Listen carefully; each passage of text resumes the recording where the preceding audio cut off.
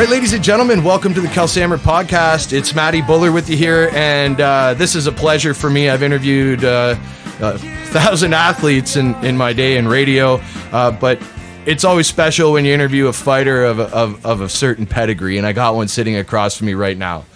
He's got a Glory record of 2-1-0 with 2 KOs. An overall record of 39-8-0 with 18 knockouts. He's the Glory 33 Featherweight Tournament Champion. Also, he won Fighter of the Night that time. 2007 gold medalist at IFMA. 2008 WKA North American 125-pound champ. The 2-time 125-pound Northern Thailand champ.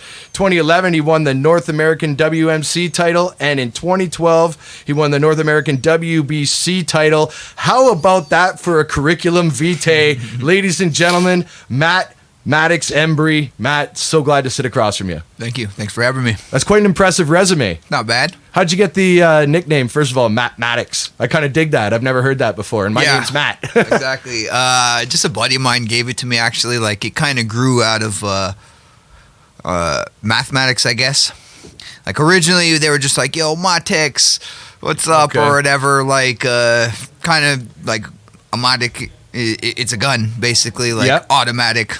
But it kind of evolved over towards like mathematics, just because I guess the way I like to approach problems and very analytically. Yeah, and you break down your sport in the same way. Exactly. Right on. So let's go back to the beginning. I want to kind of cover your career and then a little bit after your career and kind of get into what you like to do for a good time in that as well. But cool. So when did you find Muay Thai, and what was it about Muay Thai that, like, out of all the other martial arts, that made you gravitate towards it? Probably, I think the first time I seen Muay Thai was in 2005 or 2006. I was always a big fight fan in martial arts growing up. Like, I liked martial arts movies, and then MMA was just starting to grow, and so I was really big into that.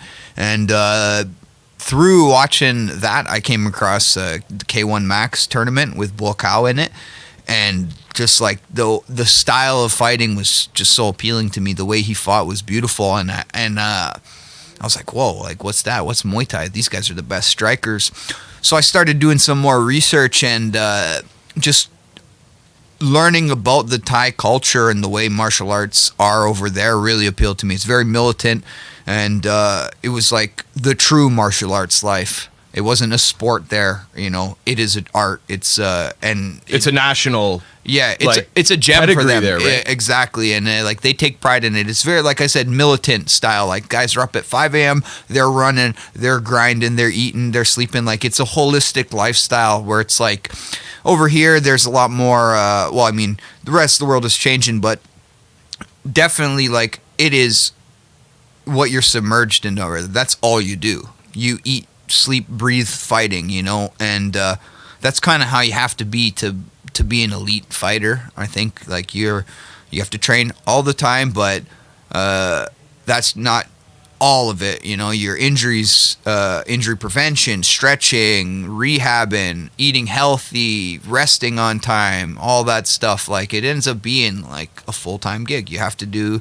you know, you have to spend your whole life basically dedicated to it in order to become, you know, the top of the top. No, I think, like, those guys over there, they seem to be like, I don't want to call them fighters. I almost want to call them prize fighters, because I think there's a big difference between, like, first world countries and third world countries in that, like, those guys are fighting to feed their families. Yeah. And I think, like, some of my favorite, like, my all-time favorite boxer is Roberto Duran. Nice. Came from the Las Manos de Piedra, right? The Hands of Stone. That guy would fight you in a phone booth if you wanted to, right? Yeah. And I think what attracts me to that is, like, this guy grew up dirt poor. He had nothing but his gloves and his gym, and he turned that dream into a 4-time or 4 weight class championships. The guy was active from 1968 to 2001. Yeah. You know, that's a real prize fighter. That guy literally lived to put food on his table with his hands, whereas sometimes I think here in the first world, we can treat it more like a sport. Yeah. Right? I think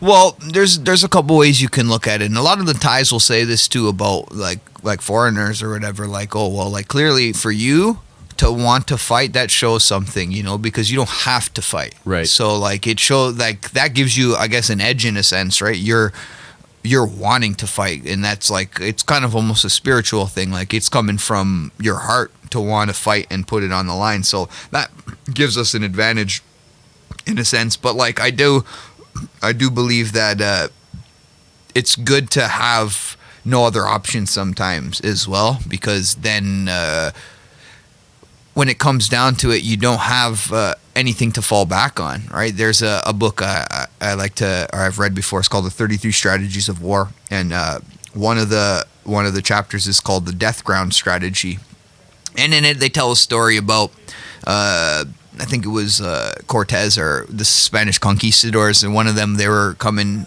to South America, and they were a little bit of talks of mutiny, and guys were kind of wanting to go home. They were low morale, and so the big boss, in the night or whatever, he sunk the ships. He basically said like all right, like there's no going back. We have to win this fucking war, and got rid of the grumblers, the guys who were so in discontent or whatever, and they ended up conquering.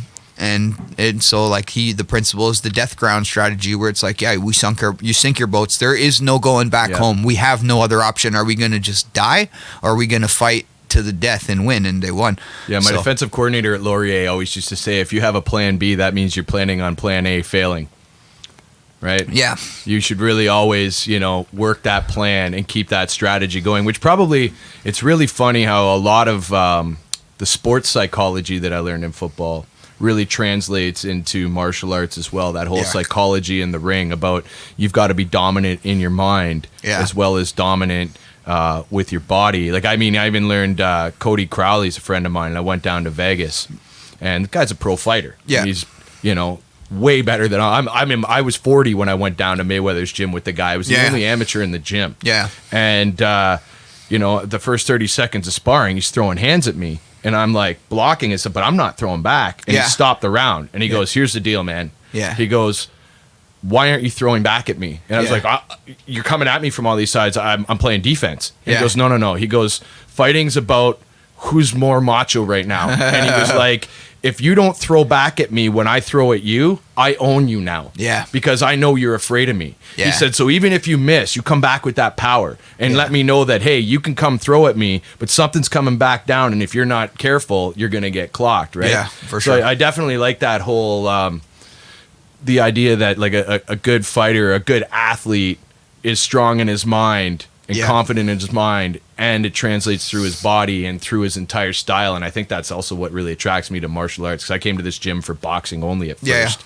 And as soon as I got into Muay Thai, I really fell in love with it. And I stink at it, but I have a lot of fun doing it, and I'm having a lot of fun learning it. And I can only imagine a guy like you at a young age, like 2005, you pick up fighting. Yeah. And by 2007, you're the gold medalist at IFMA. Yeah. How do you explain that rise? Were you like a natural talent, or were you just was it relentless work? Like, how do you go that? Because that seems very quick to me. 2005, you pick up a sport, and you're already a gold medalist at IFMA 2 years later, and that's probably not even a full 2 years. Yeah, it was a little less. Just definitely, I've always been pretty athletic, and athleticism is a huge part of fighting. So that gave me a little leverage, I guess, and I had the advantage of knowing Muay Thai. This was like at the beginning of probably right before, like before even YouTube kind of blew up or whatever. So like I would go on to forums to find fights, and like, so I was able to study quite a bit of the best fighters, where it's like a lot of people probably weren't. And so I was studying all day. Like I would train and I would watch fights. That's what I did, And so like I also, like, at the time in my life, I was kind of just like at a kind of crossroads, I guess. Like school wasn't working out as much. I wasn't really focused on that, and like I kind of just knew that was like my calling. Like martial arts was like, it was really speaking to me, spoke to my soul, And like, so like, I'm like, I'm going to do this. Like, I want to be the best. I want to go to Thailand. I want to train. I want to fight with, the best of the best. So I mean,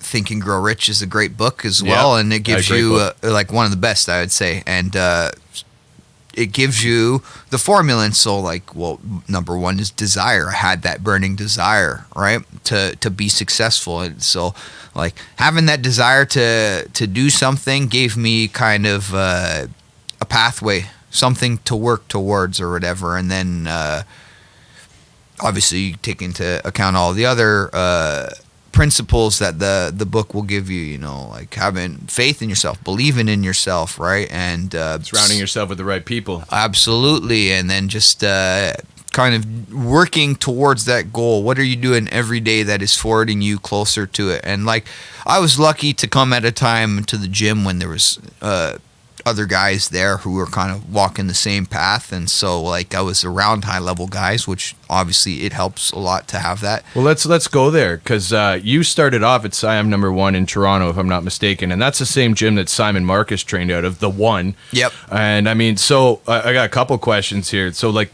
you get to that gym, and like, I think a lot of the times where you train has a big part of influencing as well. Because wherever 100%. I go to, as I'm a ring announcer, whenever I go to other places to announce fights, people are like, "Oh, where do you train out of?" I go Kalsamrit and Bowmanville. They're like, "Oh, got some killers on the mats there." Yeah. Right. And I think that would probably apply to Siam number 1 as well. Yeah, absolutely. You know, and so a couple questions. Now, did you get to train with Simon Marcus? Oh yeah, like every day we were training together. So like, we were lucky at the time. We had Clifton Brown there. Clifton was a world champion, and he was still fighting. We kind of came, like, when I first started, I would say it was almost like the pinnacle of Siam. Like, it was a beautiful gym.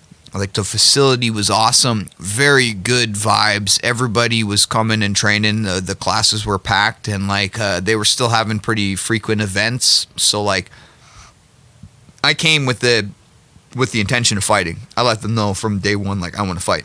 I want to be I want to be a world champion. And like, they're like, okay, you got to do the process, go through, the blue shorts testing or whatever, go from beginner to advanced or whatever. I'm like, okay, and whatever I got to do to get there, I'll do it.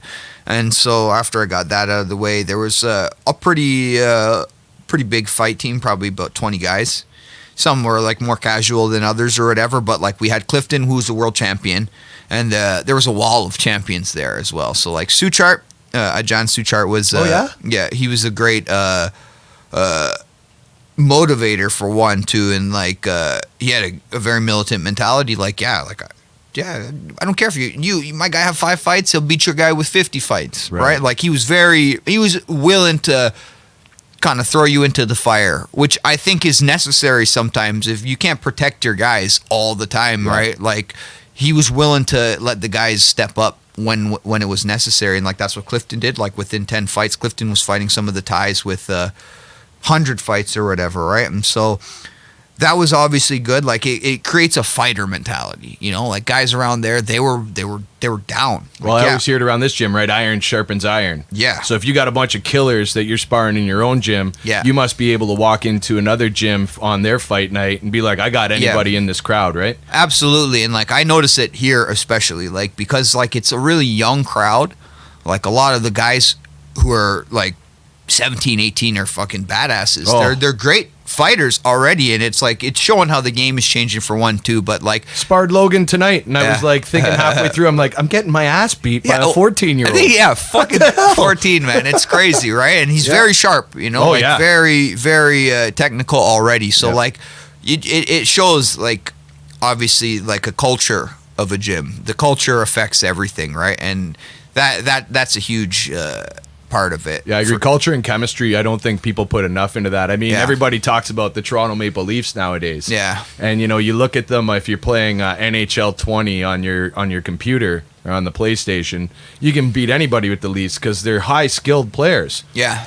But for whatever reason, the chemistry is not there, which is why they don't win games. Yeah. And I found that a lot of the times, the teams that I played on where we won championships, the role players knew their role and played it the best they could. The star players excelled every game, and we all gelled together to do our jobs to make sure we could win. And I find that I see that here in our fight team where, you got a guy like Riley Foden who's kind of taking Logan under his wing and, showing him the way up. So when you were there, with Simon. Yeah. Like, how did you? Did he kind of help find your way to glory? Like, because I mean, not everybody gets to fight in glory, right? Like, Yeah. was there like a defined path for you to get there? Yeah. Or did you kind of go a roundabout way? Yeah, so like for me, glory was never the end goal. It was just it happened or whatever. But like for sure, Simon is very strong mentally. He's a warrior. Like he's a guy who had his goal set out and he knew he was going to get it as well too, and like he'll never quit. You can see that in all his fights too. Like Simon breaks people because his will is so strong. Like he will not quit. And so obviously that's very inspirational to be around a guy like that too. And training along him, like, yeah, I'll race him, but like he will not let you beat him in a race. So like it goes from the first training session in the morning, we're competing, racing hard, and then like but that makes you better, right? By Absolutely. trying, you're going to catch him, Yeah. whether or not he wants you to beat him or not. You're going to do your best to get there, right? And he was chasing Clifton, and Clifton is like that too. Clifton is not trying to let any of the young bucks catch up to him. So it was like we were all on the path, basically, just running, training, hitting the bag, hitting the pads, sparring, just like every single time. Though you give her your 100% effort, and so like that definitely helped. And yeah, like we all like the initial stages at Siam it's a huge part of my growth, but I don't think it really excelled when I went to Thailand, because then you're just around fighters. Now, how long did you go to Thailand for? 2.5 years total. Oh, really? So I would go and I would come back, save some money, come back again, stay a couple more months. So it was like the longest I stayed was 6 months, came back, would fly back in a couple more months, stay another 5-6 months, come back, stay 3 months. And so, yeah, just like it's not easy to make money over there as well. And I was young, so like I was just basically teaching, kind of scraping by. And yeah, but when I went to Thailand is like when I think my game really excelled, because yeah, for one, everybody was around my size and a lot of world class guys. Like you were 125, 125er, right? Yeah, 125. What are you, like 5'11"? Yeah, You can get down to 125. Well, when I was 17, yeah. Okay. Now I'm a bit bigger. Like and I would, put on I think some that was muscle. like grade 10 for me. Man. Yeah, And for I'm real. like 5'10" with my hair up. Yeah. So I guess for some of it, because we have a lot of our fight team guys listen to this, and I always like talking to guys like you who've kind of been through the ringer, and you've carved a path back when there was no MMA and stuff like that, so it was much harder to get noticed. So I got a guy like, for example, Riley, who's finishing school this year, and he was telling me in the podcast I had with him last that he wants to go to Thailand and go for multiple months. Yeah. So it's, I guess, a two-part question. So for guys that are as skilled as Riley and on that cusp, what would you recommend a Riley Foden style guy do? Yeah. And then for the younger guys like a Logan and guys his age and girls, what would you, how do you get to Riley's level? Yeah. And what do you do when you get there? Well, Riley obviously is already well accomplished. He's got a couple IFMA titles. He's an amazing fighter. But you guys call people like that Nuck Moy, right? Like he's a real Muay Thai Riley fighter. is a great fighter. Very technical. Very like it is a huge accomplishment to win IFMA already. So like he's already got that going for him. So like the thing is, if you want to be a Muay Thai fighter, Thailand is the place, obviously, because like there's little restrictions preventing you from fighting over there. It's very easy to get fights, for one.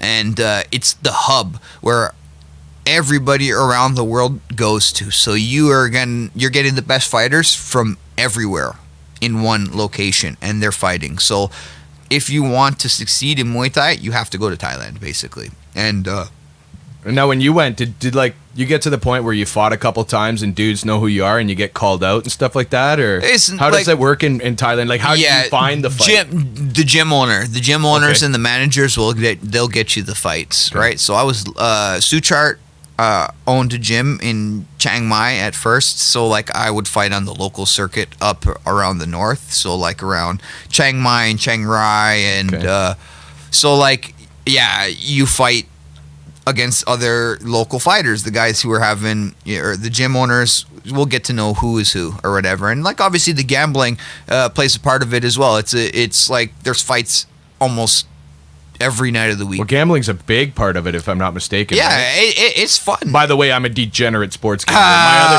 podcast is called shit. Almost Wise Guys. Yeah. And all I do is handicap sports. Oh, nice. One of my good buddies is the head handicapper at Red Rock Casino in Vegas. Yeah? I graduated economics with him at Laurier. Nice. And my other podcast host is another one of my econ grads. So we're both we're all numbers nerds. Nice. And big time degenerate gamblers. Yeah. Well, fighting, like, I think it definitely adds to the fun. Where, like, because Did you ever bet on yourself? Yeah. Yeah? You're allowed to do that? Yeah, you are. Once at Lumpini, it was pretty epic story.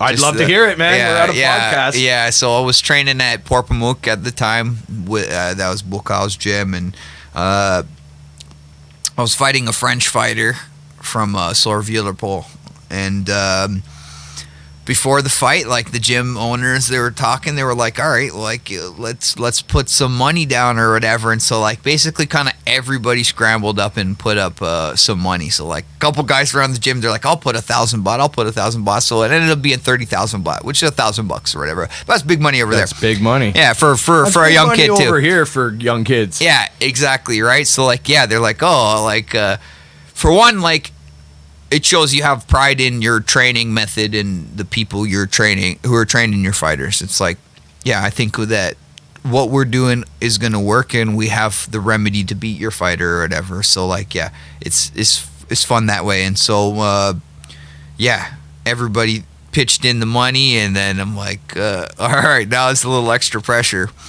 But Do they give you odds? So, like, if you're fighting this guy from France or whatever, and let's say you're the favorite, are you like minus 110 and he's plus 120? In the highest levels. In the highest levels of Lumpini. So they'll give you actual odds. For these guys, it wasn't like... It's just a straight bet. Yeah, nobody knows me. Nobody really knows him or whatever. Where it's like when you get to the levels where guys are fighting 10 times a year, every year, it's like they know who is who. They know your style. They kind of... they can kind of...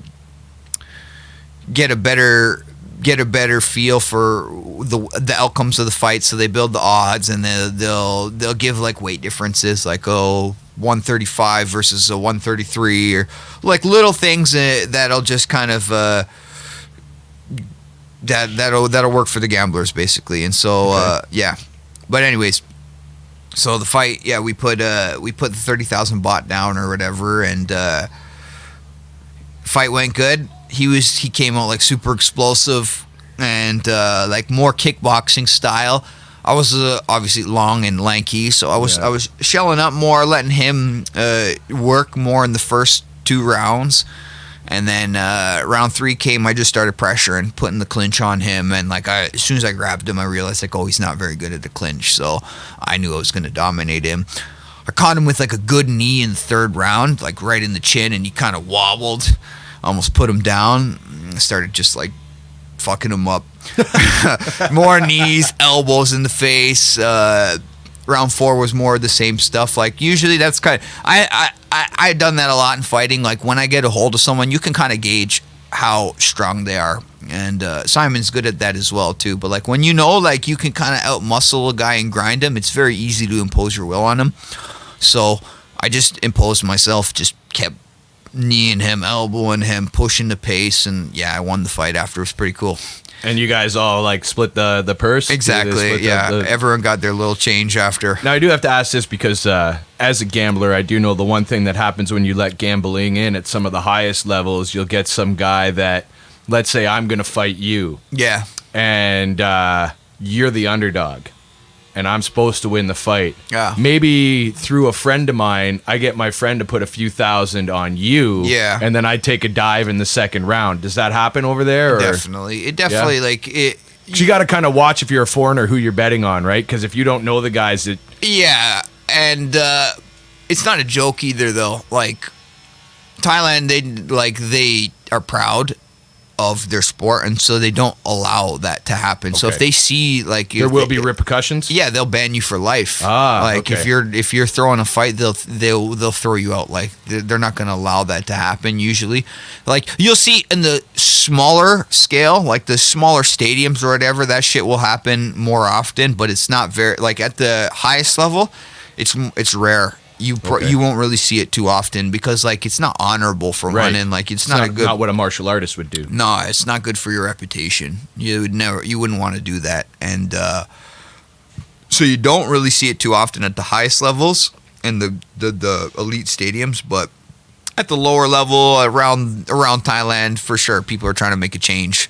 So you broke out of the regional circuit and you get to the national circuit in Thailand, right? Not so much, to be honest. Like, what's the biggest crowd you would have fought for in Thailand? When I fought Sanchai in a Thai fight. Oh, you fought Sanchai? Yeah, I fought Sanchai. No shit. Yeah, that's respect, man. Thank you. Yeah. Didn't win, but hey, it was close. Like I was telling you before this podcast started, man. You get in the glove, put the gloves on, and you get in the ring with a guy like that. We didn't even put the gloves on. It was bare knuckles. So really, yeah, like you fought bare knuckle, Muay Baran with the rope around. Oh the fist. Yeah. So dude, yeah, that is savage. Yeah, it was pretty epic.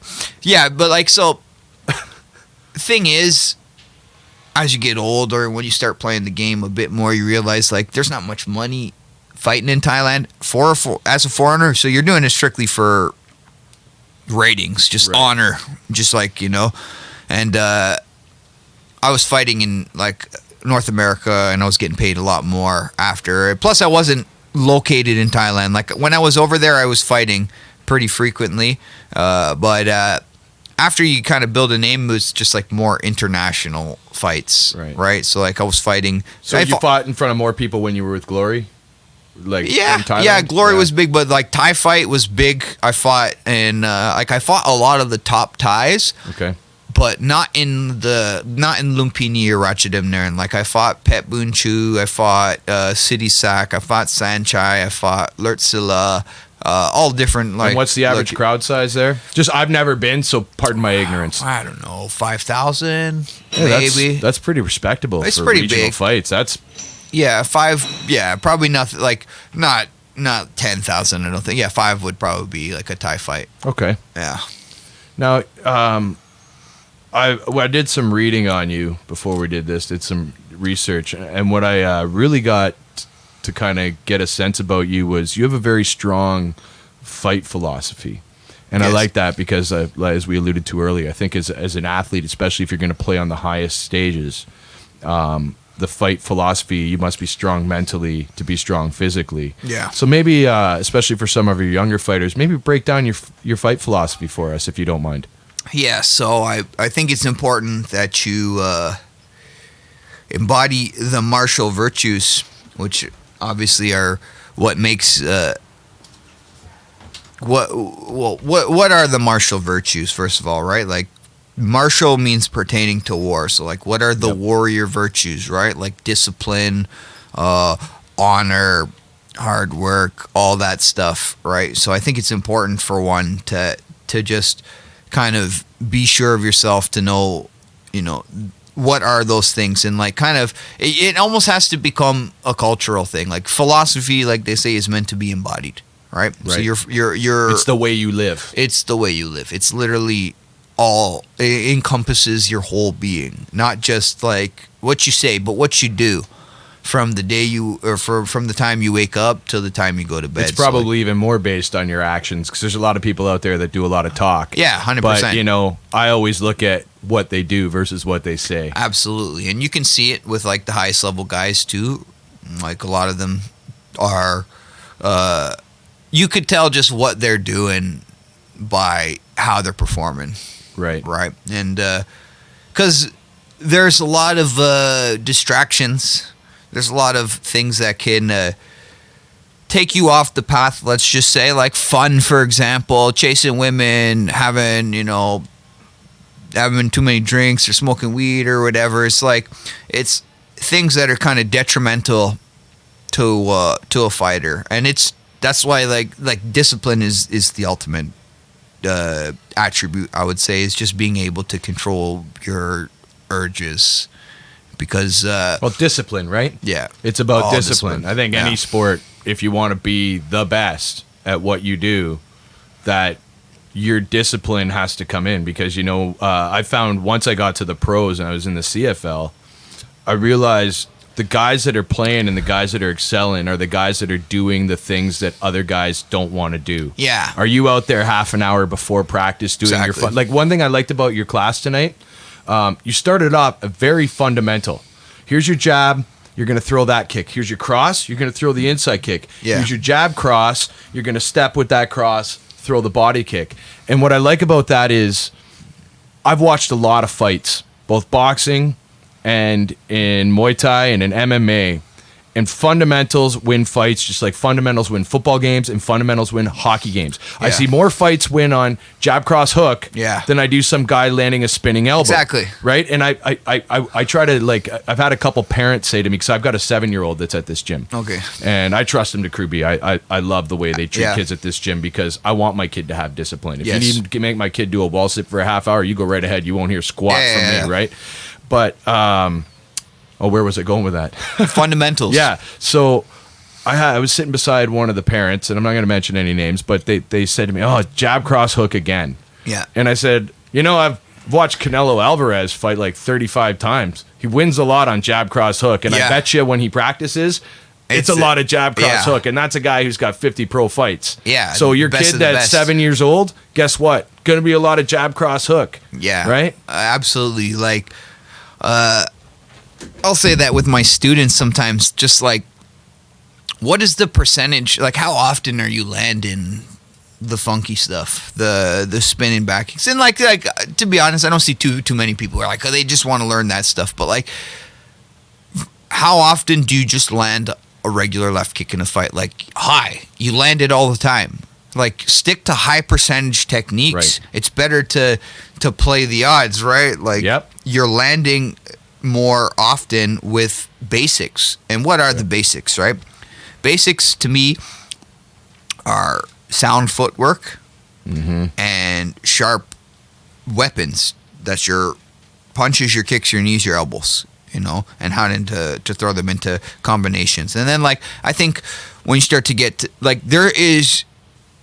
And the angle you throw them at. That's another thing I liked about your class tonight, think, was you were showing the angle to step out on. Yeah. And that made all the difference in throwing that knee to the body. Yeah, absolutely. And, like, I would even say, like, once you start to get into angles and, like, setups is when you start to get to more advanced stuff. Okay. But, like, just keeping that, like, the basics are they're easy, but they're not, but they work. Right, that's why Henry Hooftez is saying, like, keep it simple, stupid. Yep. Kiss. Right. You don't need to be fancy to fight, because fighting isn't complicated. Fighting is it's primal. It's just it doesn't take a genius to be a good fighter.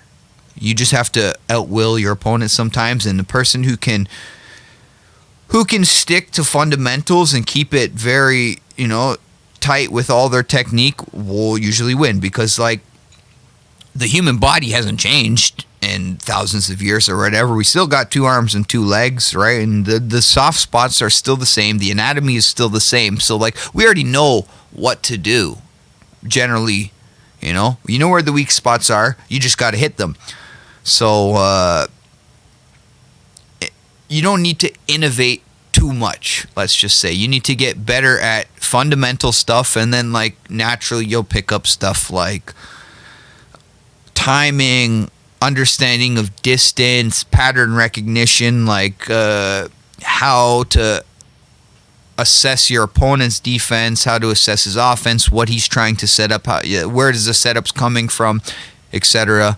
Like, all that stuff comes with experience, but it's not complicated. It's just like repetition of the same old basic stuff. Well, did you watch Fury Wilder this past weekend? Yep. Okay, so did I. And the one thing I took away from that is, like, first of all, okay, I'm a degenerate gambler, as mentioned, and I'd bet on Tyson Fury. And the reason why I did is because Wilder seemed to me to be a one-trick pony. He had the big right hand, and he follows that overhand right with that left hook. Yeah. And Fury got caught in the first fight because he was kind of showboating a bit. Yeah. And he got clipped a little bit with that first right cross, which slowed down his timing on the roll, and that's why he got knocked out by the hook. Well, not knocked out, but knocked down by the hook.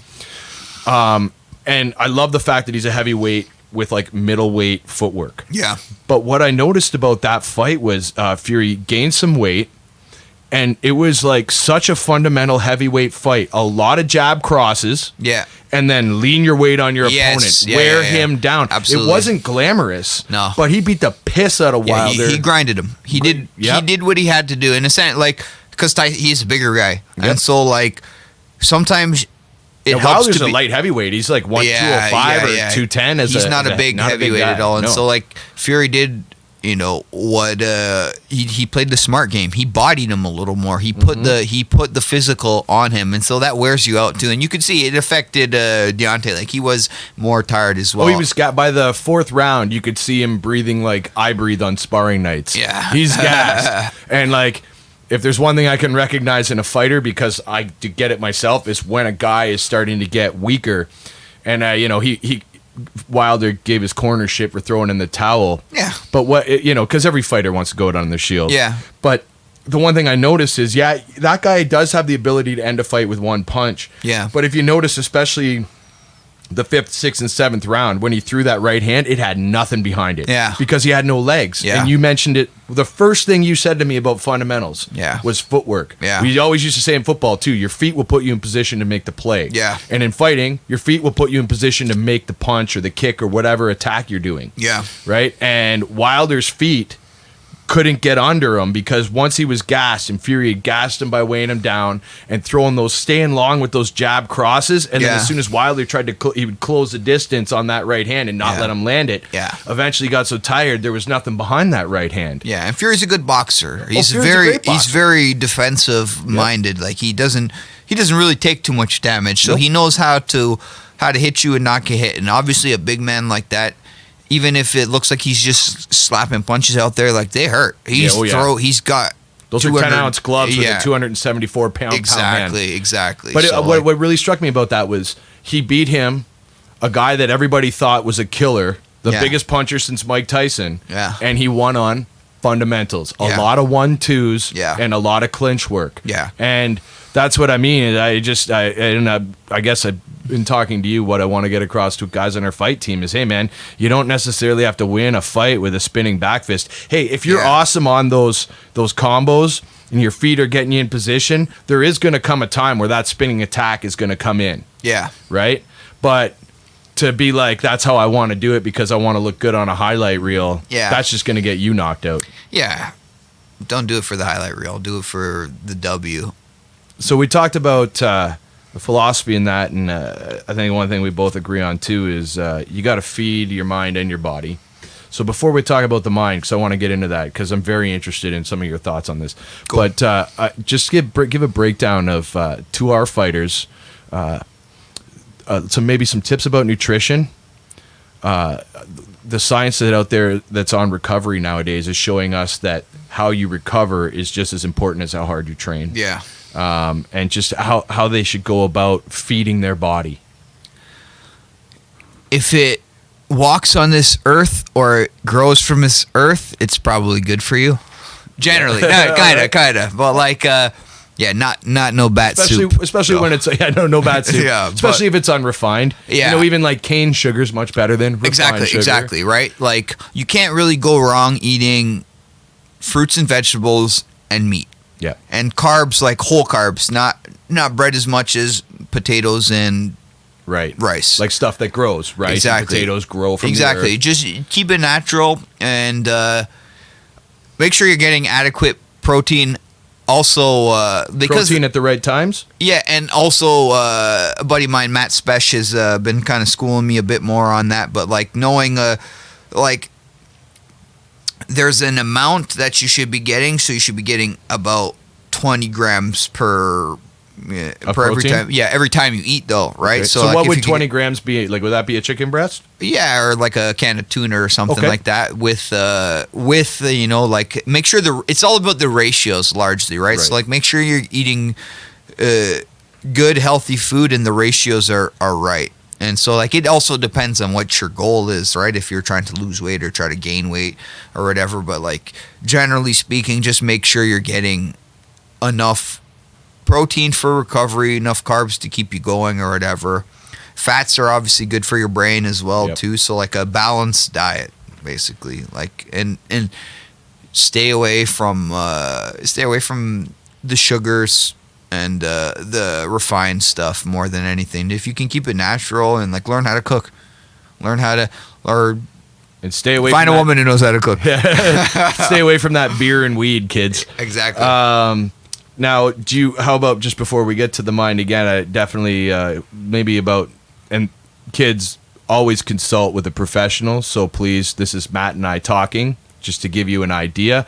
But how about stuff like do you ever use like pre-workouts or BCAAs or creatine? I think protein and creatine are the only two that you really need, more or less. I'm a creatine guy. I like creatine. Because adenosine triphosphate is what helps you store, which is great for cellular respiration. And creatine is proven to work. It does work. Yep. And it's hard for us to get creatine, enough creatine anyways. And like, for example, like some of the meat that has the highest creatine levels is moose or horse or whatever. And you look at game meat. Look at those animals. Like, how are they built? They're big and muscular. They're strong, right? So like, creatine is definitely effective. It works, and protein is good if you need to supplement because you're not eating enough or whatever. And like some people don't have naturally big appetites, so it does help to have like a protein shake or whatever too. But like, I try to stay away from the pre-workouts and like any of the other stuff,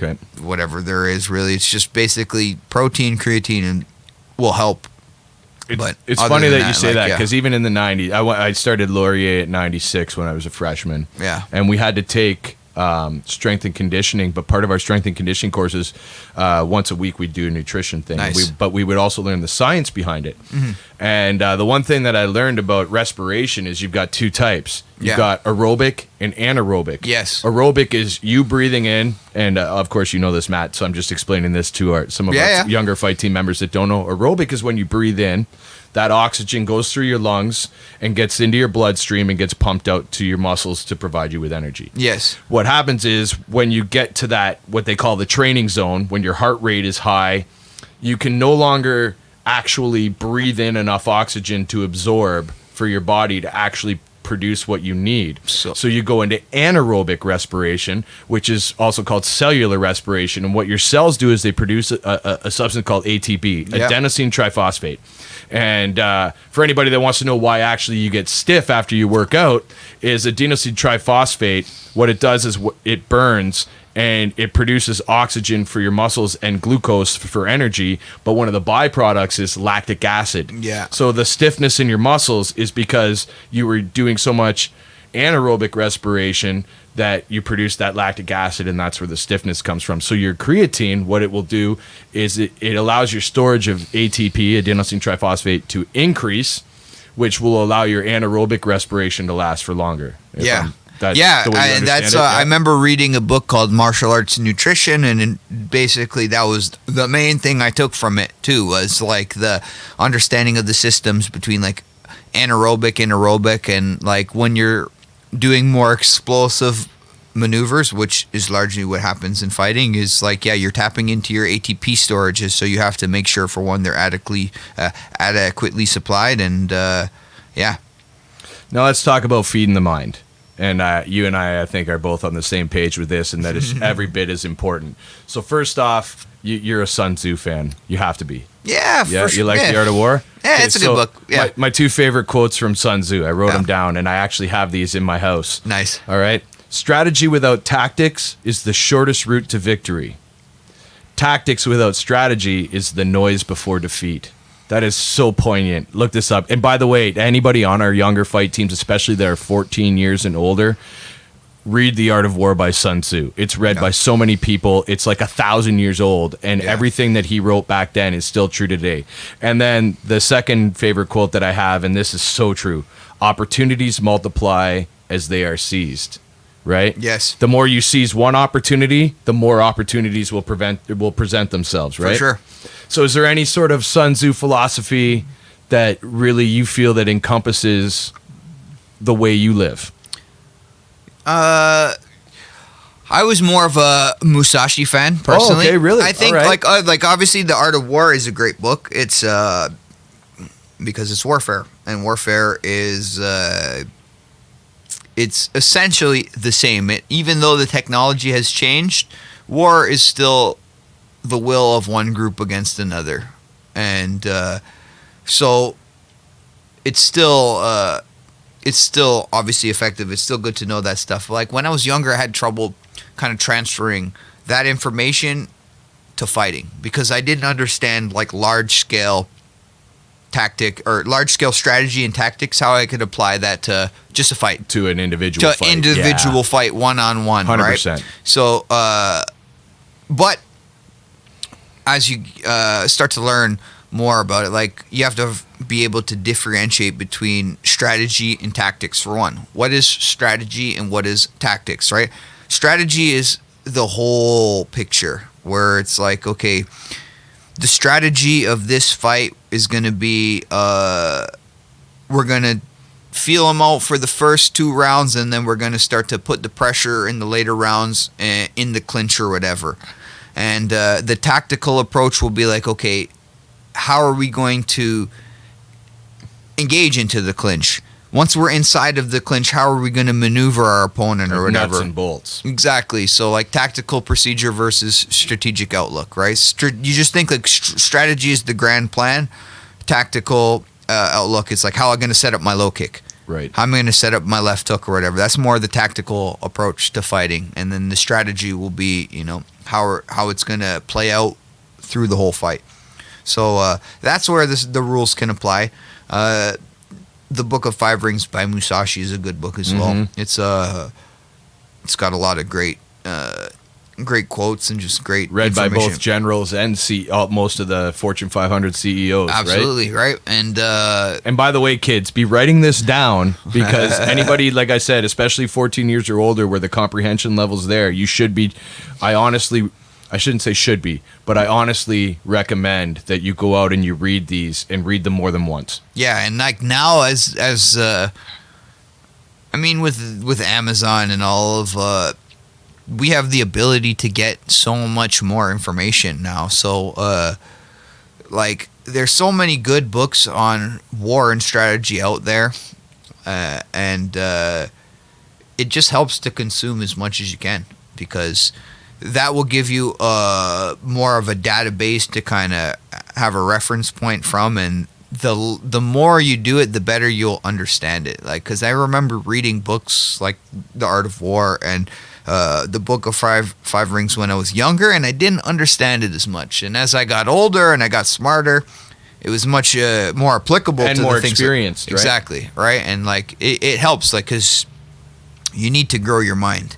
From the time you're 15 to the time you're 30, it's going to change a lot or whatever. But like, if you stop feeding it, it's not going to change as much, right? But if you continue to consume information and you build like a good database, you'll have a lot more reference to tap into, and then you can apply it better, right? It's funny because the more I meet high-level fighters like yourself, or I talk to a guy like Antonio Carvalho, right, the more I realize what a student of life you guys are. Yeah. Because like you just alluded to there, you read something when you were young, but you weren't satisfied with just reading it when you were young. You got some more experience under your belt, and you maybe read it again, maybe again. And because then you had the life experience and the fight experience in the ring, where you were able to remember that certain part of the book and go, oh, I can apply that here. Yeah. And the more I learn about you high-level guys, the more I realize that you can be as physically strong as you want, but if your mental game's not there, you're always going to be at a deficit in the ring. Absolutely. So you're a student of history. Oh, before we even go to history, I also read something interesting about you start every day. You don't read the paper or the news. You like to read a book in the morning. Yeah. And definitely. Why do you read a book? Because I loved your reasoning for this, but I want people to hear it from you. Why do you read a book in the morning before you get going? Well, for one, I think it's important to just for when I wake up in the morning, I feel sharp, and it's good to feed the mind for one too. And then like largely, you have to be aware of how the newspapers and all of the media are consuming is propagandized. So it's good to have to know who you're consuming the information from, and then help you better dissect what you're consuming, right? Because that is a large part of our world nowadays, right? And like propaganda it is everywhere. It is just a part of life. So you have to have critical thinking to kind of dissect what is being told to you or whatever. And so I select readings that I feel are more beneficial to your mind and to you, where it's not going to make you more of a sheep. Yeah. Right. It's allow you to critical think, right? Yeah. You think for yourself and you apply that knowledge. 100%. And if you're not able to sift through a lot of the garbage that's being spewed at you, it's a lot of negativity, and it's a lot of stuff that's trying to make you a consumer, make you overwhelm you, right? Yeah, make you weak, make you stupid, and reliant on the state, essentially, basically. Yeah. So, you like well, I guess before I ask you about some history, because I love history too. This is a fascinating podcast for me, man. I'm really enjoying this. Is there a book right now that you've read recently that you might want some of our fighters to maybe have a peek at? And it doesn't even have to be about war or fighting, but just a really good, interesting book. Because it sounds like you're like me. I like a lot of nonfiction as well. Yeah, I read a few of the classics because I feel it's good to get that under you. But nonfiction to me is where it's at. So I'm very interested in the bigger questions of being and like existence. Yeah, and so eventually you'll come across philosophy, because philosophy is like, it's largely laid the foundation for all of Western society anyways, and Eastern, right? So you have Eastern and Western philosophy, but like, well, because they grew up separately, right? So they learned lessons at different rates. Yeah, like there'll come a point in time where you're going to fathom your existence, like where does everything around us come from, right? Like what is the life force that is pervading through every little atom, right? Where does the knowledge come from that enables us to use mathematics for engineering, that's enabled us to build these megastructures and these machines that have made life a lot easier for us, and questions of God and creation, let's say, and life force and life, man, like all that stuff. So like for me, I'm very big on philosophy, and just like the philosophical undertones, what has like, you could call it the spirit of the age. Like the spirit of the age largely affects the perception of majority of the population, and so you have these general assumptions of how things are, of morality, of the way to conduct yourself in this life, right? So when you start to look deeper and deeper into these things, right, it gives you, for one, a little bit of curiosity, and it also gives you it gives you a basis for principles to live by. A code. Every man needs a code, right? Everybody needs a code, right? 100%. So, I know you're a fan of history. Yep. As am I. So, my favorite historical era is, or probably what I know the most about anyway, is probably like 1850-ish, around like the Civil War in the States, and up all the way to about the 1960s. I had a grandfather who was in D-Day, so I really like to study like a lot of that stuff, especially what the Canadian guys did around there. Yeah. So, two-part question.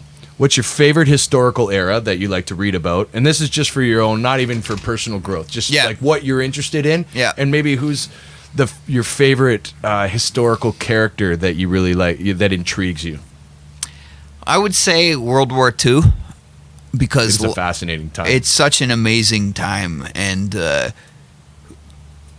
to see how it played out for the rest of the world, and like how it largely affected the culture everywhere. And I think there's a lot of misinformation out there about World War II, and if you're Canadian, World War II started in 1939 to 1945. If you were Japanese or Chinese, World War II started in 1931 with the invasion of mainland China from Japan. Yes. Which is why the oil embargo hit Japan, and why Japan actually ended up attacking Pearl Harbor, because of the oil embargo. Yeah, right? there's that kind of stuff. There's so much to it, and like in order to really understand the war itself, you have to understand, for one, the philosophical undertones of, like kind of the battle between liberalism and nationalism and international capitalism. And then, well, you have to know Marx. You have to read Mein Kampf from Hitler. You'll have to basically kind of see how it was largely a battle between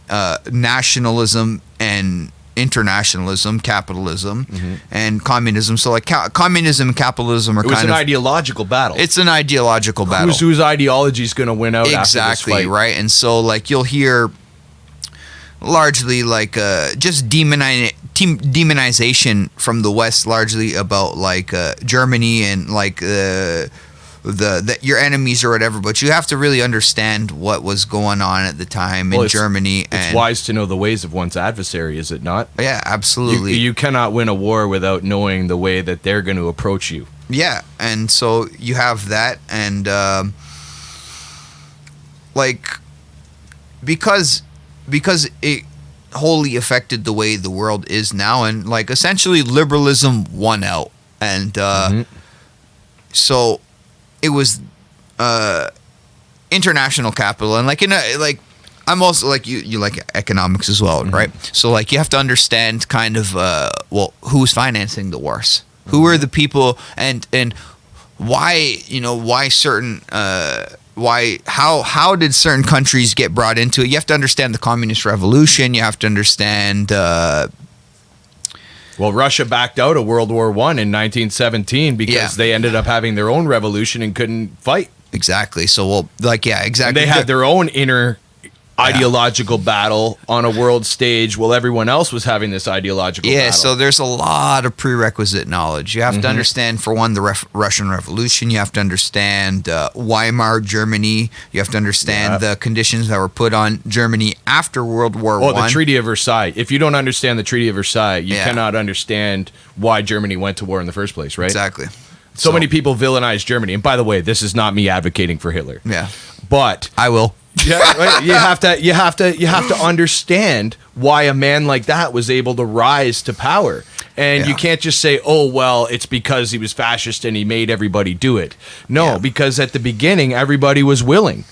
Yeah, and, again, you'll see fascism demonized largely within Western media or whatever, because it is inherently nationalistic, which, for one, it wants to provide what's best for its people, which is anti-liberalism. Yep. Liberalism wants individuals. Anti-globalism as well. Yeah, liberalism is globalism. Exactly. It wants individuals fragmented, not unified, because a unified nation obviously is harder to control, for one, and because there's an inherent tie between liberalism and capitalism. As an individual, you're just a number to them. So the large capitalist banks and corporations or whatever just want people. They'll.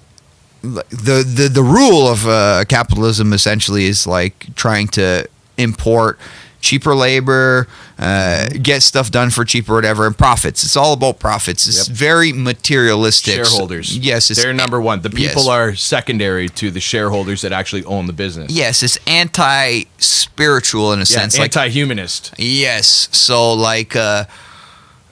we could talk about this all day. There's so many. Well, and even when we go back to World War I, what blows me away is a lot of the ignorance I see. If you like go on Twitter and stuff like that about the Middle East nowadays. Yeah, and they don't really realize how countries like Iraq or Iran or Saudi Arabia were actually formed. Like Saudi Arabia kids.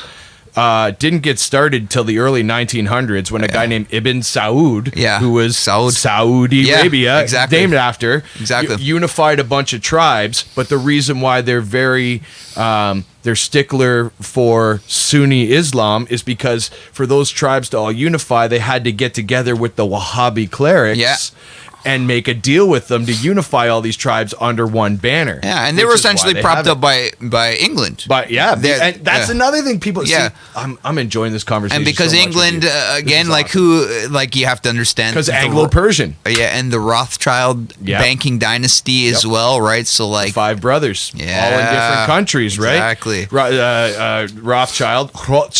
Yeah. I married a Swiss girl, so my German's very good. Nice. Rothschild is literally red shield. Yeah, is what it means. And then you have to understand the creation of Israel as well from the Rothschilds. Yeah, and all that stuff. actually how Britain, after World War I, became less of an imperial power because they had spent their bankroll not just on that, but the 100 Years' War before it, and the many wars they fought before that, and owed the Rothschilds money. Yeah. So what you have now is you had kind of a stability force in the Middle East, and then all of a sudden they say, you know what, we can't hold on to Iran, essentially, which is where Mossadegh came in, and then you have them pulling out of Palestine, and is the Israelites coming in, and then that big battle happening, but there was no larger governing power, so these things played out all on an international level on a regional scale, which is so bizarre, right? Yeah, so you'll see basically America inherited the British Empire. Yes. Right, so because they were the only ones that could afford it, especially after World War II. Yeah, largely, and then like well,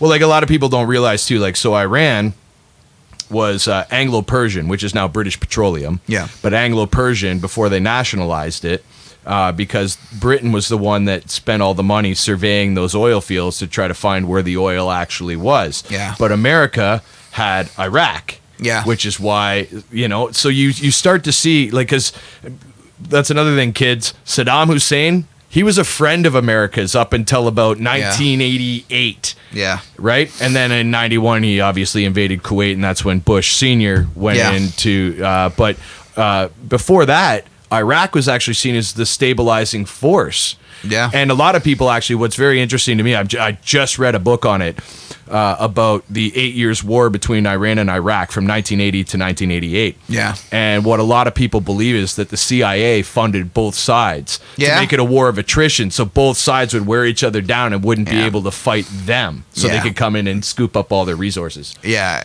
And, well, you'll have to understand the Jewish question if you understand Middle Eastern politics and America and World War II and World War I, and there's like and that's why I think it's important to you have to for one get away from pure liberalism and how it's largely portrayed in the media, just like everybody is individuals and blah blah blah. Like there is cohesive groups working to further their own interests, whether it be racial, ethnic, religious, etc.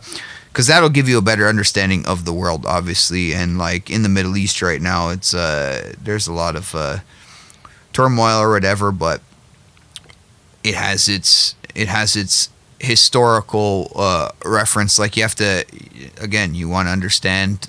Colonialism for sure. Yeah, colonialism has a part of it as well, and it's probably why I go back where I said my favorite part was like from about the 1850s. Yeah, is I feel like when the slave trade was happening, and American dominance was just coming on the scene. Britain was the height of its imperial power because Queen Victoria was at the turn of the century in the late 1800s, early 1900s. Yes. Because also another thing, kids, you need to learn is World War I was literally all of Queen Victoria's grandchildren fighting, but it brought a whole war in because she married off her kids to other kingdoms. Yeah. So in Germany, Wilhelm was actually the grandchild of Queen Victoria. Yeah. As was the King of England, George. If you actually look at King George and you look at Tsar Nicholas II, they look like identical twins. Yeah. Because they're from the same family. Oh, yeah, a lot of them are Nordic. Yep. Oh yeah. Well, they're all Varangian Vikings in the end, right? Yes. That's who. And then that we're talking like that's the Plantagenets. We're going back now to like the 1400s. Who killed? Rome. Yeah. Who killed Tsar Nicholas and his family? They were all Jewish, right? And so once you understand that communism is inherently Jewish, it puts things a lot more into perspective then, because then it's like, even though they were a people without a state, essentially, they were still a unified tribe under, because of, for one, their religious doctrine has, unified them behind that all. So then you start to see that, the Jewish is interesting because it's the only, I guess you could say, subsect that is a religion, but also a race. Yes, and exactly. a culture. It's the only one. Like, I'm Catholic. I grew up Catholic. Good. But I mean, you can't look at me as a human being and say, No. "Oh, he's a Sephardic Catholic." Yes. But I can look at a guy who's a Sephardic Jew and go, "That guy he's from the tribe of Israel." But I can convert to Judaism, and I don't look a thing like. And you still won't be considered a Jew under Jewish culture until your woman has a baby. Wife. Yeah. Exactly. Yeah. So you know. Yeah. It's very interesting. And then you will. Yeah. All right, Crew B's going to get mad at me because this went way off the rails. But let me tell you, Matt, first of all, I'm enjoying this conversation. We're going to have another one because 100%. I think that especially a lot of our young fight crew or fight team people, I think what they're learning right now is the guy that's teaching them on Thursday nights and the guy that's helping us out at our gym just isn't some other guy that can throw punches and kicks. Yeah. And that they have a lot to learn from you. And my wife, she runs a national accounts for a hedge fund. So Thursday nights is industry night. So I don't get a lot of Thursday nights to come. But once the summer comes and my kid doesn't have to go to school, you will see me at your class a lot because, number one, I had a lot of fun tonight. Yeah. But number two, I think you have a lot to offer in the way I could fight and the tools I can add to my box. The one thing I like about this gym is we've got a bunch of different coaches. So I take personals from Coach Bubba. Yeah. And I love Bubba, by the way. Bubba's For amazing. Anybody, Bubba to me almost is like great energy. He's too. like my third son, honestly, because I've been taking him for a few years now with Bubs, and I've formed a bond with him, and I love that kid because I love his attitude. I love the way he approaches his life and his career. And I think he's got a lot to offer. So he's the one that got me interested in Muay Thai. But I also like taking from other coaches because the way I look at it is like, if you're going to be a martial artist, you've got, like, when I came to this gym, I had an empty toolbox. Yeah. Because I couldn't even throw a kick past my hip. Yeah. And what I started doing was I'm learning from all these different coaches, like Crew B's very Dutch style, heavy hands, and then chop the legs right out from under you. Nice. Nico's got that karate style where he can throw a kick without turning his upper body, but it still hurts you. Bubba's just a freaking savage. Yeah. Riley's Nuk Moy. But all these different coaches, Yeah. I can take little pieces from that, and I start taking that and adding it to my toolbox. Yeah. And then my toolbox, I've only been at this gym for 3 years, but my toolbox is getting more and more full. Yeah. And even tonight, I learned something new. What did I tell you? When you were teaching me clinch, and you said, get your head under his chin. Up until you told me Head that, position. I thought that you got into plumb position and you threw your hips in. Yeah. Because I always thought if I had my head down, I'd get kneed in the face. But when you were telling me control his chin with your head, I started realizing if you're pushing his chin, It's hard for you're him getting to him off balance. He can't throw a knee at you. That's another limb. Your head is another limb. You can control people with head position, right? But never been told that before. So that's a little tool that I took from you to add to my toolbox. And that's why also I'll say to anybody that's listening, not just our fight team members, but adult members like me that are dads, still got to go to work the next day and whatever. There's a lot you can learn from all these different coaches. And I think what I like about doing these podcasts with guys like you is you learn that this guy, he's not just a meathead who's throwing punches and kicks. Yeah. This is a guy that has a whole life philosophy, a martial artist is what I would call you. You remind me a lot of like Barry or Crew B. You have an ethos and you live that ethos. And if there's anything I want the kids to pick up from this podcast is that you can't just be a good fighter throwing punches and kicks. You've got to be a martial artist. Yeah, and I think it's important because largely within the West right now, you're seeing like a degenerate culture, like a consumer culture where they want you, they want you to spend your money to buy things and to consume products instead of like being more frugal, being more disciplined.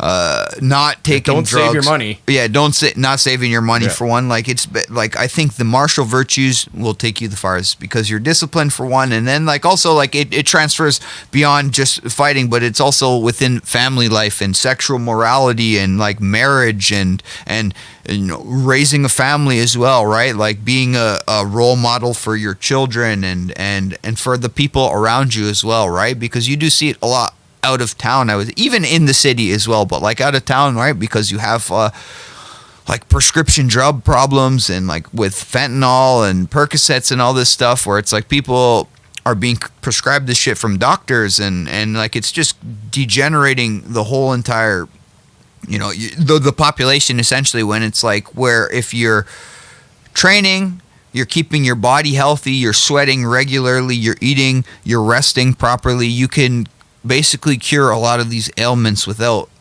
destroying your body and then like especially your liver. Yeah, your liver, your everything's mind, a pill man. Nowadays. Yeah, man. Your liver processes everything you put in your body. Exactly. We need to get off of all of that and stay pure, stay disciplined, stay healthy, be fighters, be warriors, and that is going to enable us, I think, to just go farther in all aspects of life.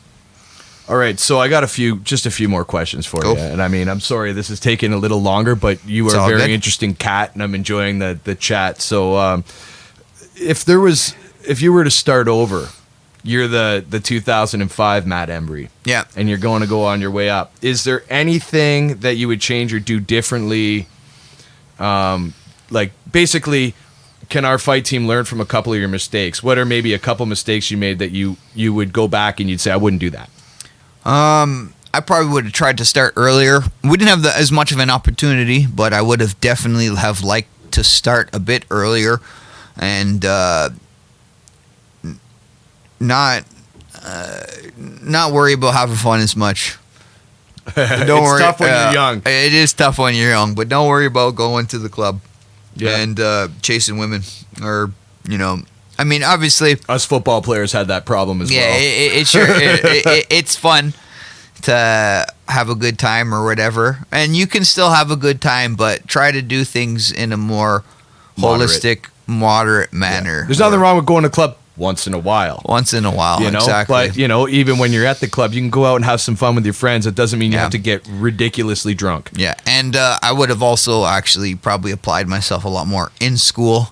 I was a little more rebellious as a youngin', so I didn't like authority, but I think I lost out on a lot of genuine good information by not applying myself more. I think like you should know your math, you should know your biology, you should know your science, your history. You need to. And you don't learn from history, you're doomed to repeat it. Yeah, that's the saying, right? And having a trade skill, learning how to build things, knowing how machines work, you know, engineering, all that stuff, like those are applicable for all of life. And like, like imagine you have to hire a plumber every time you have a problem at your house. You have to hire an HVAC guy. You have to hire an electrician. When you have the ability to gain that knowledge for yourself, save yourself money in the long run to better set your family up for intergenerational wealth. So it alleviates some of the stress of working 9 to 5 all the time, because that is tough. That I know, to be a fighter, you need to apply yourself, and not even just to be a fighter. Any person, whatever you want to do in life, it will take dedication. But if you're having to work to pay for, you know, just to live, because it's not cheap anymore. You need money for rent, you need money for insurance, you need money for car, you need money for all these things, right? Like, it helps to be financially aware of how to invest your money, how to save on a lot of different, you know, how not costs. To fall into that consumer trap. Yeah, don't fall into the consumer trap as well, and be good with your hands, be good with the trade. So that way you can help to build up your house. My grandfather used to call that just being a man. Yeah, exactly. That's what it used to be called. Now it's be a well-rounded man. What does it mean to be a man nowadays anyways? My grandfather used to say he never trusted a man who couldn't change his own oil. Right? Yeah, it's a good point. Right? So, This is a question I'm kind of interested in because I had 12 concussions in 5 years of football in my last 5 years, and that's when they weren't even diagnosing concussions. We used to actually carry our football pants. They got a little pocket like your swim trunks do, right in the front here. Yeah. And we used to carry smelling salts in there. Really? And there's times where I was pointed toward my huddle from my teammates and pushed in, and they you take the smelling salts and you're back in there. Really? Because I once hit a guy and like it looks on game tape like I kill him. Yeah. His feet come up under me. We go down. I shit you not, half my face went numb, and I don't remember the rest of the game. And that happened in the second quarter. Yeah. Right? So, and I did find, especially in my late 20s, early 30s, I fell into some depression issues. Yeah. I got really like cobwebby and spacey for a while. Yeah. Now, I will tell you this, coming back to the gym, focusing on being more fit, and stuff like that really helped with the depression and that. But so brain injuries and training and stuff like hard sparring and recovery. Yeah. Because I agree with you. Like tonight, you were talking about you kind of got to toughen up your body. Yes. But there's no real way to toughen up your head. No, and the more damage you take to the head, the weaker it's going to get. It's better not to take the damage to the head. Save it for the fights. It's very important that you take care of your head. So what would you recommend when they go about sparring? How to do it where they can achieve really good technique without hurting each other to the point where they're going to take years off their career? I think you'll need to do hard sparring, of course, once in a while. Right. Not all the time, for one, and then the rest in between periods. So like my experience with concussions largely came from back to back to back to back, right, banging out. It's just like you bounce from one and you don't give your brain adequate time to heal. Your brain and you can heal. You can completely bounce back, but you need to give yourself time. It takes more than a couple days, though, right? It takes more. It can take months sometimes, right? Yep. So like you have to be aware of that, and just like resting is super important. And then again, one of the things I find that helps too is like reading out loud. Make sure you build the connection between your brain and your vocal cords so that you keep your vocabulary and you're not slurring your speech or whatever, right? Like it's good to keep that going, and it's just like that's building the mind muscle. And right? that comes from like we've been talking about for a lot of this episode, right? Yeah. You don't just feed your body. Yeah. Your brain has to be healthy too. Yeah, absolutely. And then you don't need to spar hard, obviously. A lot of light sparring all the time. You can do that, and you don't take too much damage. So, but beating the body up is good. Yeah. Hitting the body will toughen you up. Well, you can strengthen your legs and your abdomen, right? Exactly. It's just your chin. For example, like I used to be able to take a really good shot when I played ball. I could hit dudes, and I had my face would be numb, but I could stay in the game and whatever. Yeah. I've taken a couple shots on the chin at this gym. Now that I'm in my 40s, and I've had a lot of head injuries, and my legs go a lot quicker than they used to. Yeah. Right? Yeah. So I don't want to ever be one of those guys that has a speech slurring issue. That's another one of my issues with maybe wanting to get back in the ring is that my job is being a good interviewer, being cogent, being quick on my feet, and being able, like even being a ring announcer.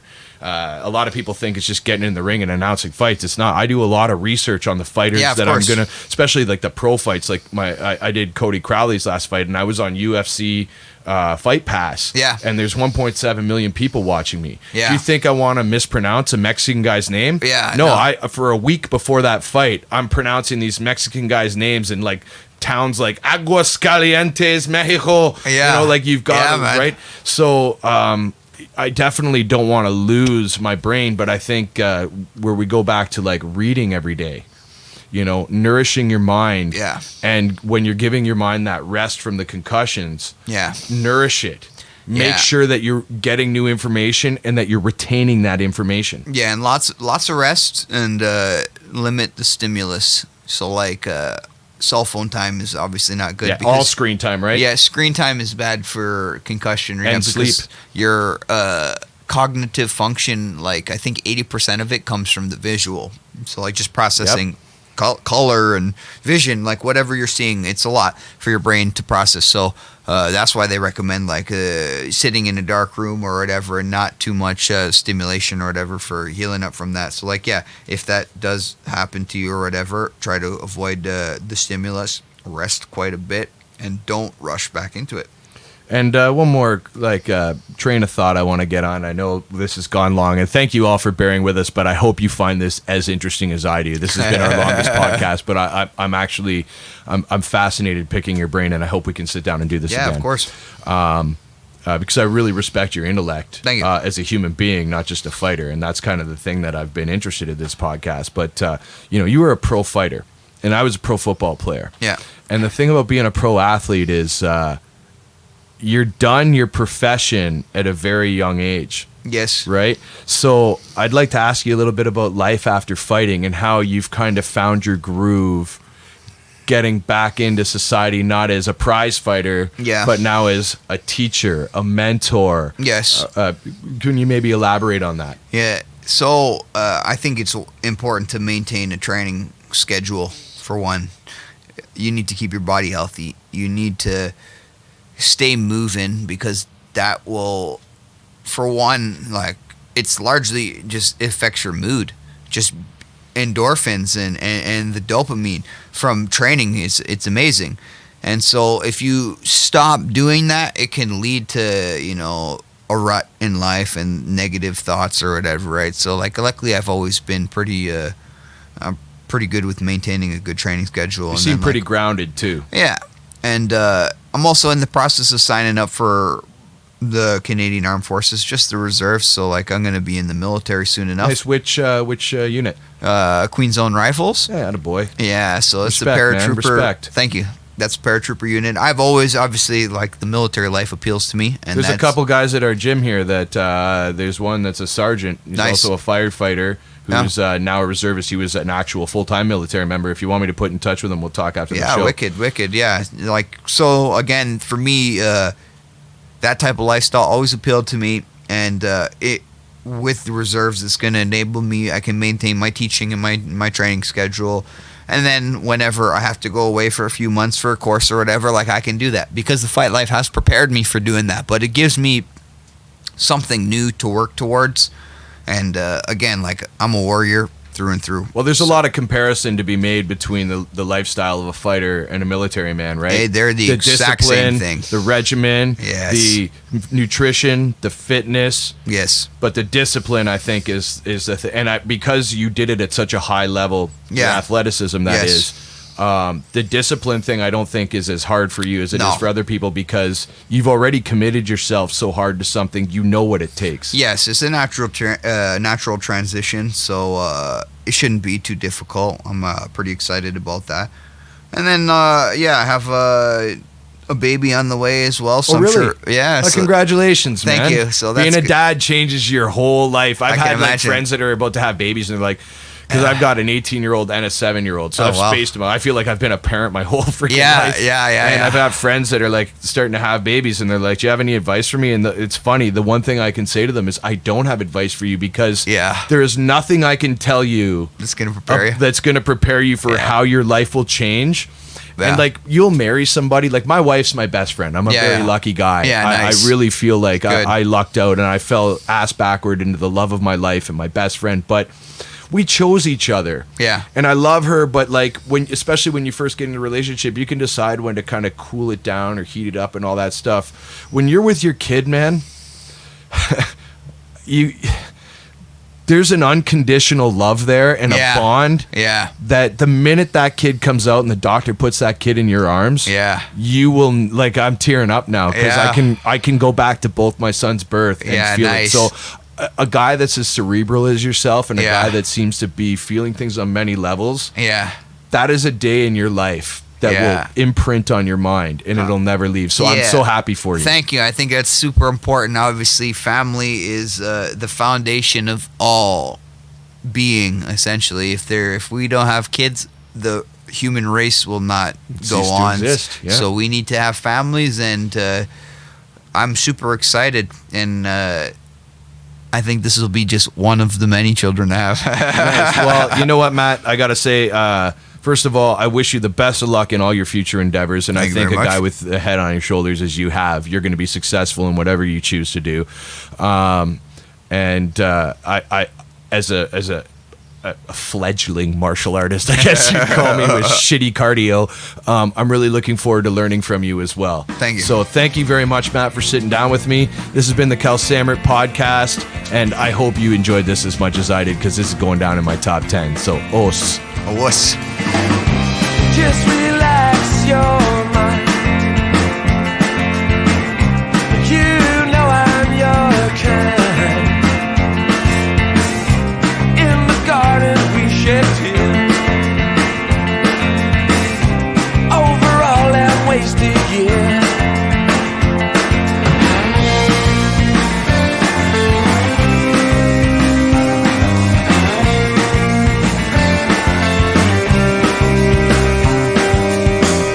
I wish that you would come to see me say, I stumbled back into my life. A couple years ago I changed my ways, but I'm just trying to make things right. Don't think that I am